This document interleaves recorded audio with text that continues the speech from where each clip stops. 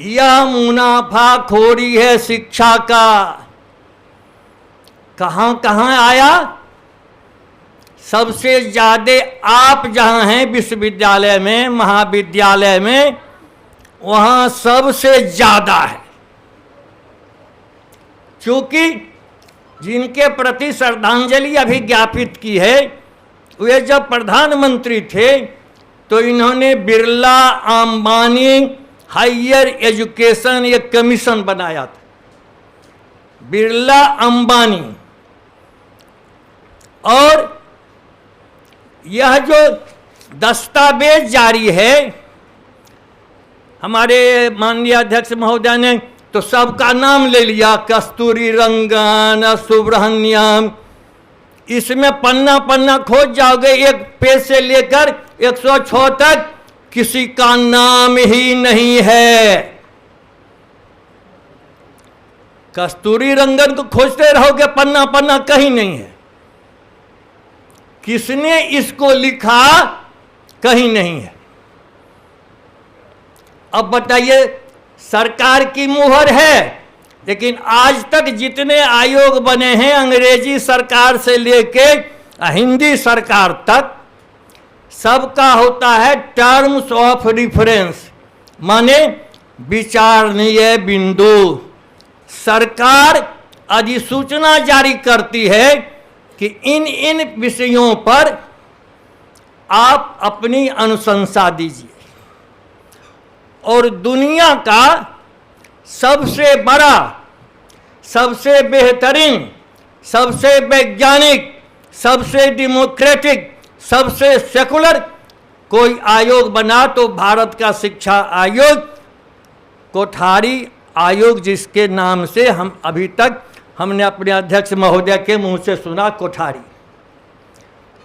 माननीय प्रधानमंत्री दावा करते हैं, चूंकि आपका शीर्षक है दावे, हकीकत और चुनौती। लाल किले के प्राचीर से क्या कह दिया प्रधानमंत्री, उस वाक्य को जरा सुनिए।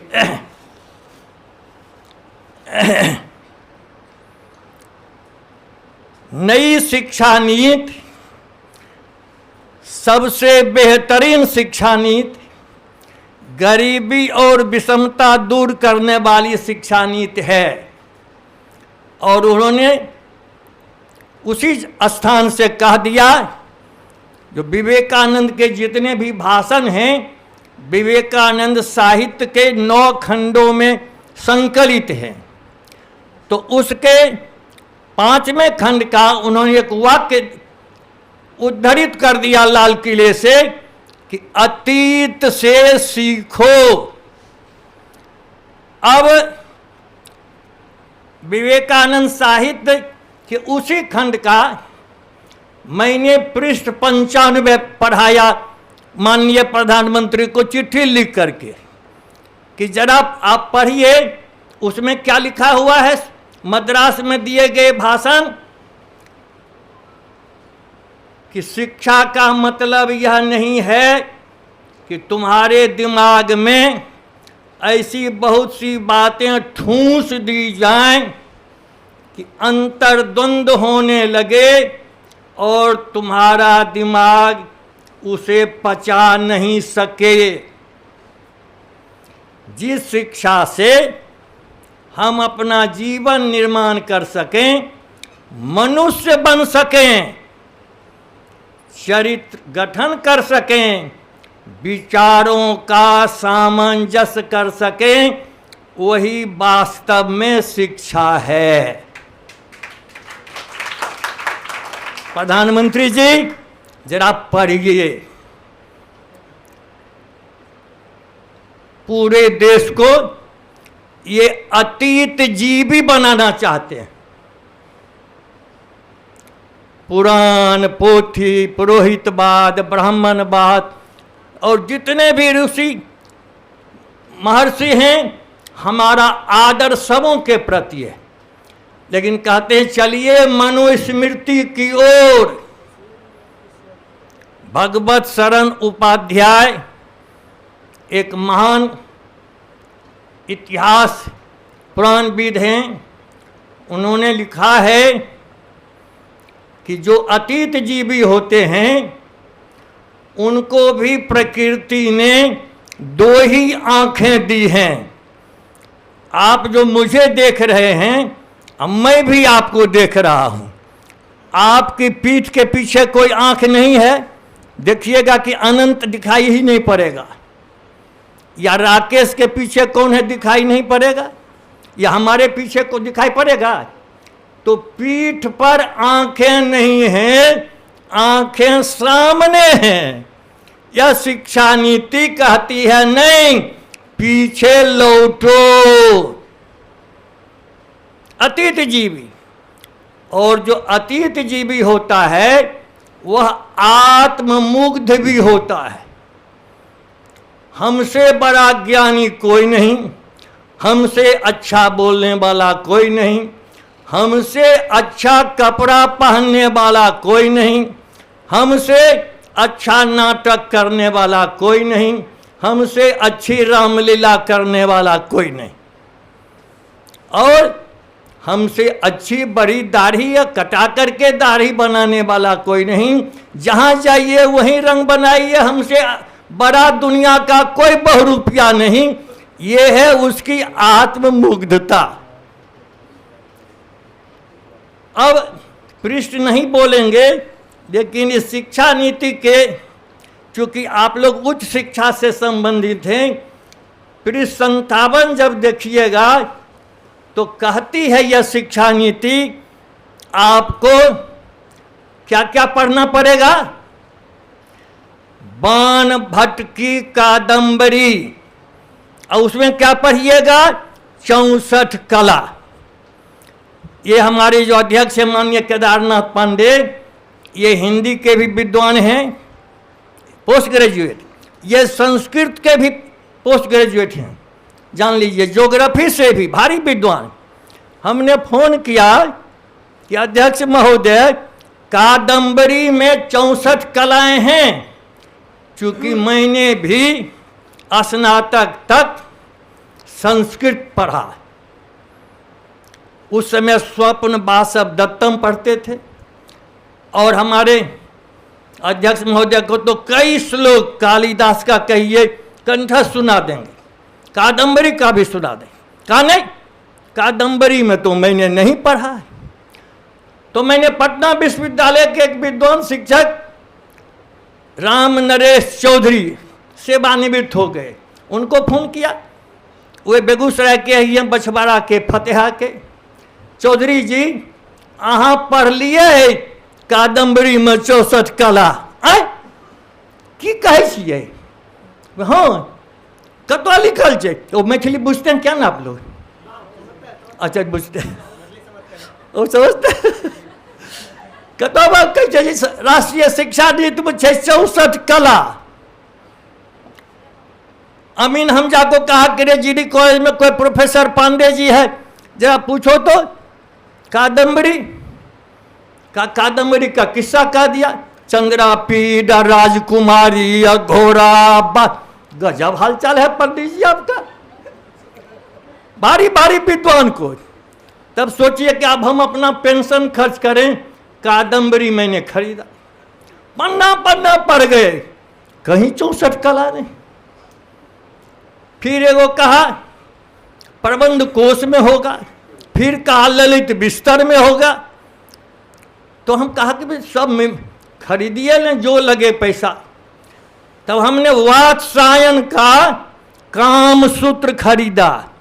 पता नहीं हम लोगों के ज़माने में जब आप कैसे जवान थे तो हम लोग कोक शास्त्र पढ़ते थे।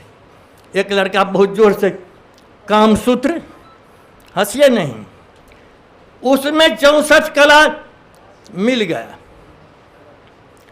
क्या क्या है उसमें? उसमें है जादू, उसमें है जासूसी, उसमें है वशीकरण मंत्र,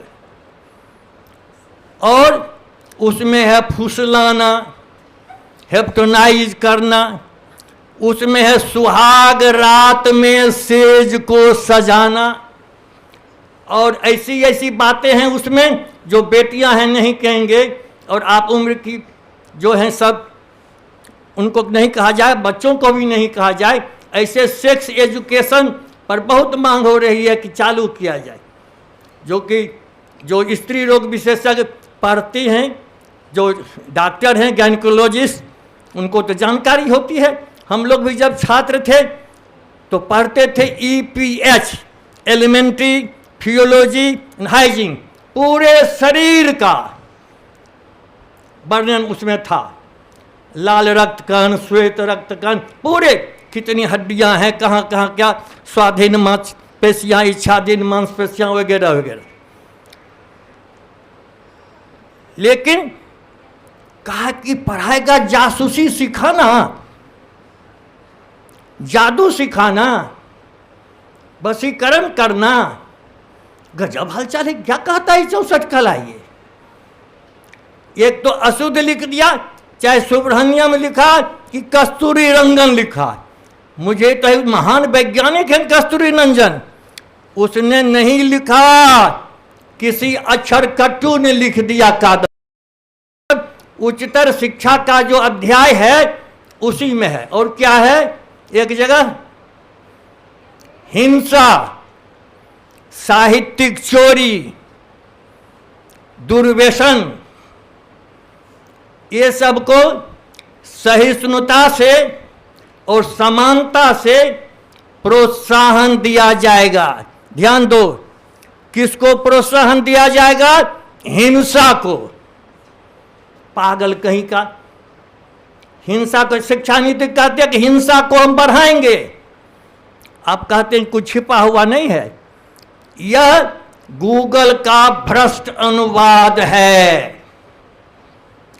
शिक्षा दी जाएगी अहिंसा की, सहिष्णुता की, शांति की, अमन चैन की, भाईचारा की, साझी संस्कृति की।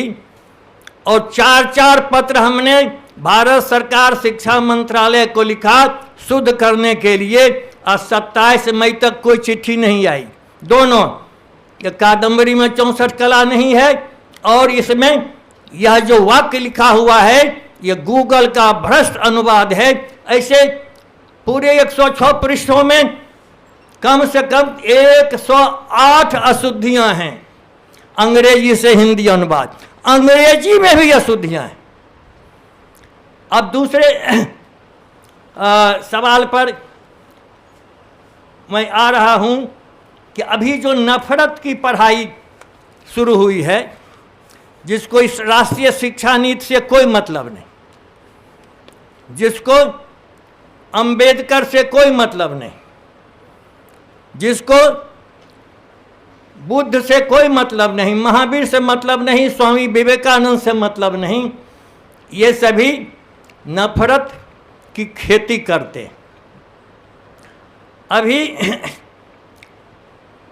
दुनिया में हलचल है, अमेरिका में जो गन संस्कृति अब लोगों को नाको दम कर रही है, तो खुद राष्ट्रपति बाइडेन ने कहा कि अब इस पर गंभीरता पूर्वक सोचना पड़ेगा। लेकिन नस्ल भेद, श्वेत अश्वेत का भेद, काले गोरे का भेद, जो भारत में भी घटना घट रही है।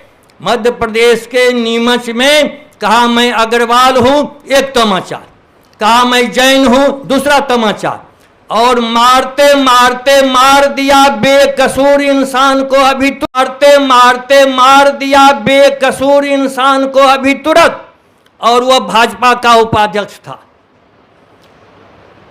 तो धूमिल ने लिखा है कि आज की जो राजनीति के संदर्भ में क्या हो रहा है, वाजपेयी जी ने कहा लोकतंत्र पर संकट है, क्या होगा? लिखते हैं धूमिल, गरज यह है कि अपराध अपने यहाँ एक सदाबहार फूल है। अपराध अपने यहाँ एक सदाबहार फूल है जो आत्मीयता की खाद पर भड़क फूलता है लाल लाल। मैंने देखा इस जनतांत्रिक जंगल में, मैंने देखा इस जनतांत्रिक जंगल में एक तरफ हत्याओं के नीचे से निकलते हरे हरे हाथ, ध्यान देंगे, एक तरफ हत्यारों के निकलते हरे हरे हाथ और पैरों पर पत्तों की जुबान बनकर लटक हैं। वो ऐसी भाषा बोलते हैं कि सुनकर नागरिकता की गोधूली में घर लौटते मुसाफिर अपना रास्ता भटक जाते हैं।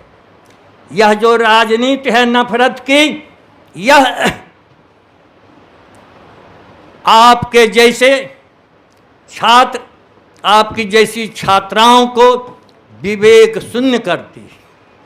यह जो सम्मोहन का मंत्र है और जो सम्मोहित करते हैं, जिसको अंग्रेजी हिप्नोटाइज करते हैं, ये धर्म के नाम पर, मजहब के नाम पर, काले गोरे के नाम पर, बैकवर्ड फॉरवर्ड के नाम पर, ये समाज की समरसता को तोड़ने की ये राजनीति कर रहे हैं। अब तीसरी बात, नीति आयोग, चूंकि नेहरू ने योजना आयोग का गठन किया था, केवल शब्द का हेरफेर कर दिया, नीति आयोग बना दिया। नेहरू के द्वारा कोई भी संस्था नहीं चलेगी, बर्दाश्त नहीं हो रही है इस सरकार को। सबसे बड़ा दुश्मन नेहरू है।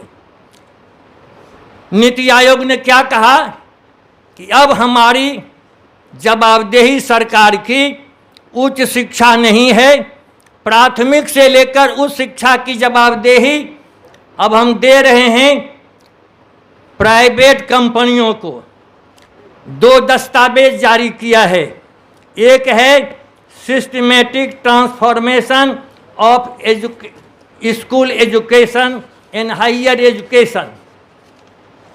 कौन कौन कंपनी चलाएगी आपके महाविद्यालय को? एक कंपनी का नाम है western consulting group, western consulting group. दूसरा है पीरामल फाउंडेशन। तीसरा है Michael and Susan Dell. Dell company के लैपटॉप पर आप लोग चलाते होंगे, वो आपकी पढ़ाई भी करेगी। और चौथी कंपनी है समग्र गवर्नेंस एजुकेशनल एडमिनिस्ट्रेशन। और इनका क्या दावा है? ये हैं सच्चे और परोपकारी, माने रिलायंस हैं सच्चे और परोपकारी, पीरामल हैं सच्चे और परोपकारी। ये जो मोबाइल चला रहे हैं, ये जो डाटा यूज कर रहे हैं निःशुल्क, मुफ्त, एक पैसा भी डिजिटल कंपनी नहीं लेगी आपसे। ये सब कंपनी का मुनाफा बढ़ा रहे हैं हम लोग जो ये इस्तेमाल कर रहे हैं। ये कहती है कंपनी हम हैं सच्चे और हैं परोपकारी। यही खुल्लम खुल्ला है, कोई छिपा हुआ एजेंडा थोड़े है। आगे और हालचाल सुन लीजिए। एक अरविंदो आश्रम ने भाग 1, भाग 2, भाग 3 डॉक्यूमेंट भेजा है एनसीईआरटी ने एससीईआरटी को। कौन कौन है उसमें, क्या लिखा हुआ है उसके मोनोग्राम में जरा देखिएगा। अरविंदो आश्रम सोसाइटी रूपांतरण, transforming education, NEP national education policy, और इनोवेटिव पाठशाला 1 से 3। मोनोग्राम में दूसरा में लिखा है जीरो इन्वेस्टमेंट, ध्यान दीजिएगा, zero investment innovation for educational initiative. और इसका पार्टनर कौन है? HDFC बैंक, जो प्राइवेट बैंक है। कह रहे हैं साफ साफ नहीं, ये निजीकरण है। ये सब पार्टनरशिप में पूरी शिक्षा व्यवस्था इन लक्ष्मी पुत्रों ने सरस्वती मंदिरों को कैद कर लिया है।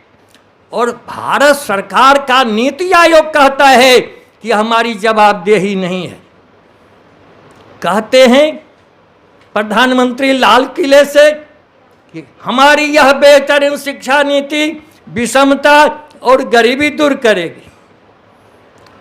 यदि आप लोग फेसबुक देखते होंगे तो रात देखा होगा एक समाचार पर ध्यान दिया कि नहीं, इन्फोसिस एक कंपनी है, सुना है ना? हाँ, सब मुड़ी डोलाता है, सब तो सुनबे किया, हम लोग कब सुनते हैं। भारी मुनाफे वाली कंपनी है। उसके सीईओ मन अंचल अधिकारी नहीं समझना है, चीफ एजुकेटिव ऑफिसर, प्रमुख कार्यपालक पदाधिकारी। उसका दरमाहा कितना है मालूम है? मुड़ी डुलाता है।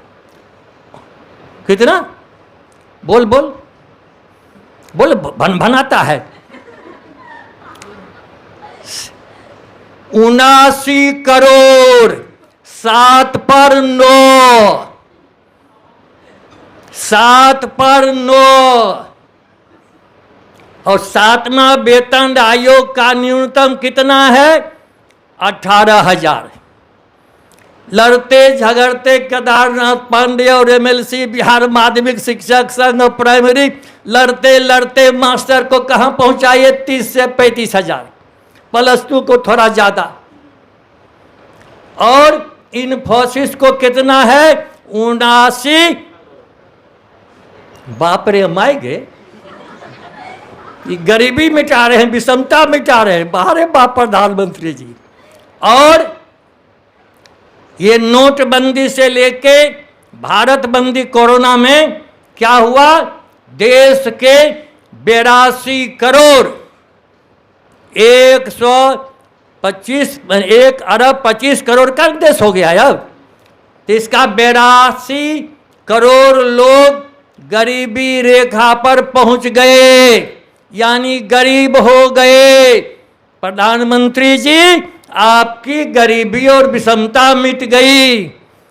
अरबपति कितने हो? अरब मोदी जी, अरबपति कितने हो गए गिनते हैं? 2014 में जब आप आए थे तो 110 थे।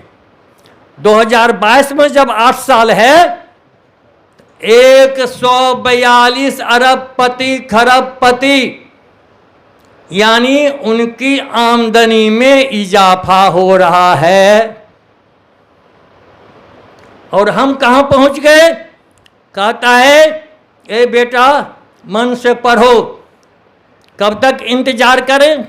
सब्र की भी कोई हद होती है। कब तक गर्म रखें नारे से दफ्तर खान को? नारा जो लगाते हो ना गर्मी लाने के लिए, तो सब्र की भी कोई हद होती है। कहते हैं प्रधानमंत्री, उनकी वित्त मंत्री कहती है, आत्ममुक्ता वित्त मंत्री, कि 2047 तक सब्र करो बेटे, रोजगार नहीं मिलेगा। अभी उम्र देख लो, रजनीकांत तो नेता हो गया, उम्र देखो, या जिसके यहाँ बैठे हुए उम्र देखो, आज कितनी उम्र है? 20 साल 25 साल है तुम लोग ही। आज 2047 में जोड़ो क्या साल हो जाएगा? और जोड़ के कोई बताओ ना, आज तुम्हारी क्या उम्र है? 45 हो गया। सरकारी नौकरी की उम्र सीमा समाप्त। और तुमसे पहले जो MA, MSc, PhD, DLitt, BTech, MTech, क्या क्या नहीं, नेट, फेट, गेट, क्या क्या निकाल रहा है? उसका क्या हालचाल होगा बेचारा का? 4 साल कहता है कि ग्रेजुएट हो जाएंगे, फिर कहता है जो मास्टरी कीजिएगा तो BEd हो जाइए।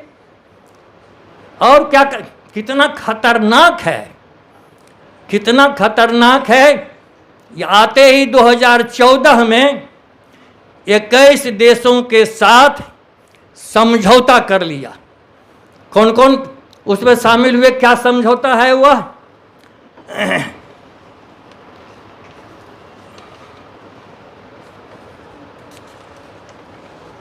वह समझौता है इटली में जाकर समझौता किया है कि अब 21 देश के जो लोग हैं वे इंटरमीडिएट तक की शिक्षा देंगे। ये जो कहता है कौशल विकास, लोहारगिरी, अब बढ़ईगिरी, अब भाथी चलाएंगे, खुरपी चलाएंगे, हल चलाएंगे, हैं? कहता है इंटर तक पढ़ो। अब पंडित जी का बेटा है तो भी लोहारगिरी करो, बाबू साहब का बेटा है तो भी जो जूता बनाने का धंधा है वो करो। आगे नहीं पढ़ेंगे, नहीं पढ़ने देंगे, इसी डॉक्यूमेंट में है। क्या क्या नहीं हो रहा, लागू हो गया। और इतना ही नहीं, दो बातें और कह के, यह जो आशंका थी उस समय, किनको, संविधान निर्माताओं को। संविधान सभा में बैठे थे पंडित जवाहरलाल नेहरू, डॉक्टर राजेंद्र प्रसाद अध्यक्षता कर रहे थे, सरदार वल्लभ भाई पटेल थे वहाँ, माने 282 लोग थे, हिंदू मुसलमान सिख ईसाई सब जात के लोग थे। हमारे हसरत मोहानी भी थे कम्युनिस्ट पार्टी के, जो बाद में हुए नेता, जिन्होंने इनकलाब का नारा दिया और शहीद आजम भगत सिंह ने जो लगाया। उस समय भाषण करते हुए कहा था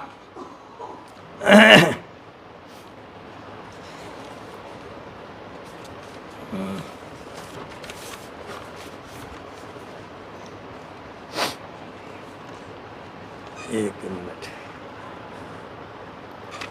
पे कहा था कि हमें महज राजनीतिक लोकतंत्र से ही संतुष्ट नहीं होना चाहिए। ध्यान देंगे प्रत्येक वाक्य पर। हमें राजनीतिक लोकतंत्र को सामाजिक लोकतंत्र भी बनाना चाहिए।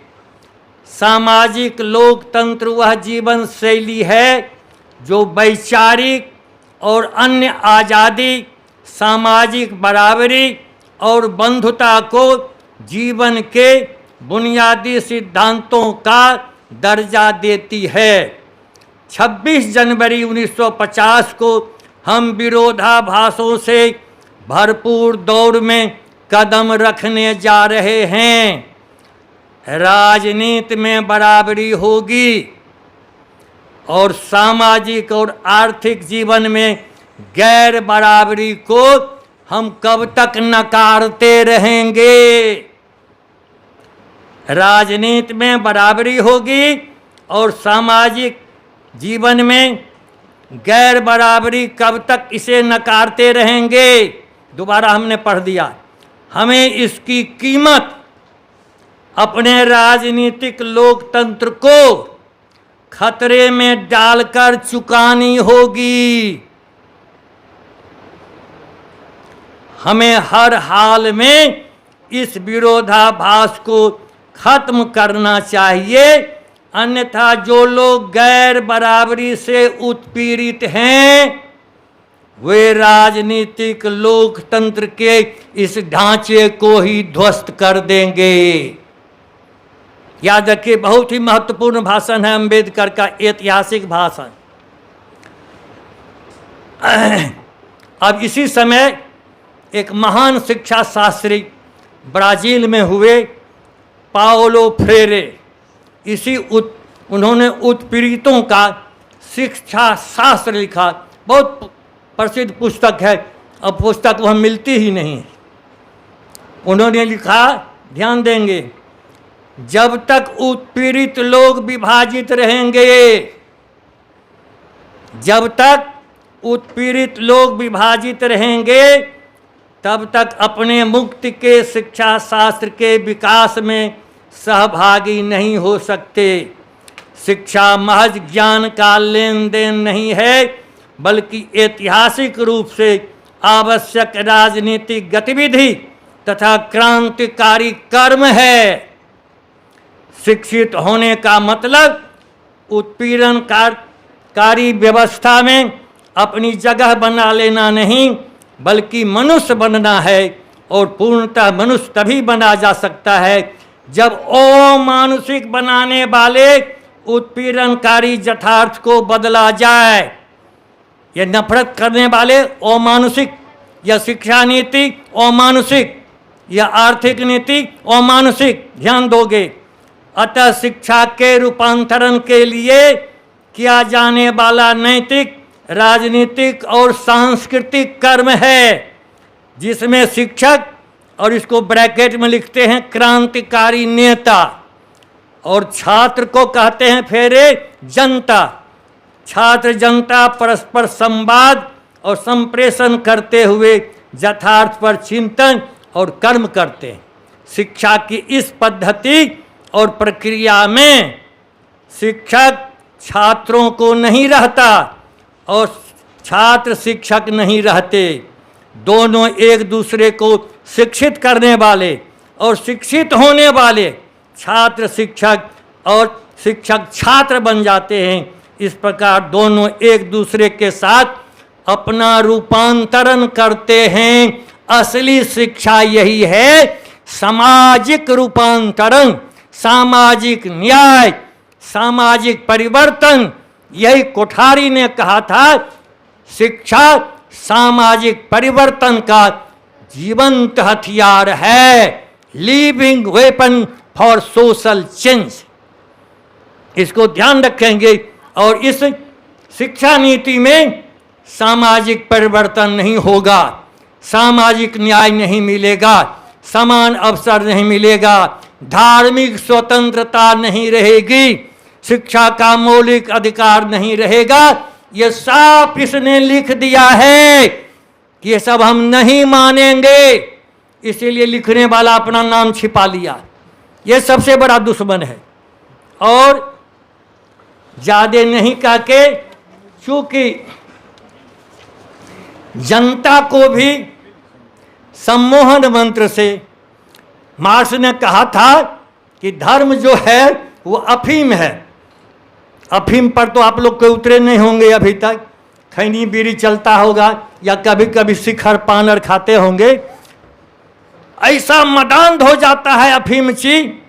चीन का लोग पहले अफीम ची कहता था। अब 8 किसानों को कुचल करके मार दिया उत्तर प्रदेश में, और वहां सब जीत गया। हत्यारे की पार्टी जीत गई। जय हो जनता। तो क्या कहता है फिर धूमिल को याद कीजिए, यह जनता जनतंत्र में उसकी श्रद्धा अटूट रहे, यह जनता जनतंत्र में उसकी श्रद्धा अटूट रहे। उन्हें यह समझा दिया गया है कि ए लड़का, ए क्या हाथ बताते हो, हम कह रहे हैं सबकी आंख की पिपनी देखते हैं, तुम्हारा हाथ तो ऊपर हो गया। जनता को क्या समझा दिया गया है, जिंदा रहने के लिए घोड़े और घास को ऐसी छूट है, जिंदा रहने के लिए घोड़े और घास को ऐसी छूट है, कैसी विडंबना है, कैसा झूठ है। दरअसल अपने यहाँ जनतंत्र एक तमाशा है, दरअसल अपने यहाँ जनतंत्र एक तमाशा है जिसकी जान मदारी की भाषा है। देखते हो जहाँ जाता है ट्रंप बजाता है बारे मदारी, यही भाषा है जनतंत्र के जंगल में। और इसीलिए जो यह शिक्षा नीति है, इसके लिए विकल्प क्या तैयार करना है। क्या अकेले विकल्प तैयार करोगे? क्या अकेले समाज बदल दोगे? क्या अकेले क्रांति आ जाएगी? जी नहीं। आपको जितने भी कम से कम वामपंथी संगठन हैं, चाहे आईएसआर रहे या एसएफआई रहे या और भी जो जिन्हें सेकुलरिज्म में विश्वास है, डेमोक्रेटिक फैब्रिक में विश्वास है, उनको एक साथ लाना होगा। क्योंकि मुक्ति बोध ने कहा अकेले में मुक्ति नहीं मिलती है, यदि है तो वह सबके साथ है, अकेले मुक्ति नहीं मिलती है। और इसीलिए आप, चूंकि आपका यह जो संगठन है, आपकी जो यह विरासत है, शहीदों की जो विरासत है, इसको तुम मजबूत करें ही। कहा है खुदी को कर बुलंद इतना, खुदी को कर बुलंद इतना कि है तदबीर के पहले खुदा खुद बंदे से पूछे कि बता तेरी रजा क्या है, बता तेरी रजा। इसलिए छात्रों, बेटियों, आप पर मेरा भरोसा है, विश्वास है, हमारी भावना आपसे जुड़ी हुई है। और अस्वस्थता के बावजूद जो अमीन हमजा का बाल हट हुआ और रजनीकांत जी का आग्रह मैं इस अवस्था में चलाया, काफ़ी दर्द से परेशानी के बावजूद। मेरे अध्यक्ष महोदय भी अस्वस्थ हैं, आपको हम सलाम करते हैं। और दिनकर के शब्दों में सेनानी करो प्रयाण, सेनानी करो प्रयाण, भावी इतिहास तुम्हारा है, ये नखत अमा के बूझते हैं, सारा आकाश तुम्हारा है, सारा आकाश तुम्हारा है, सारा आकाश तुम्हारा है।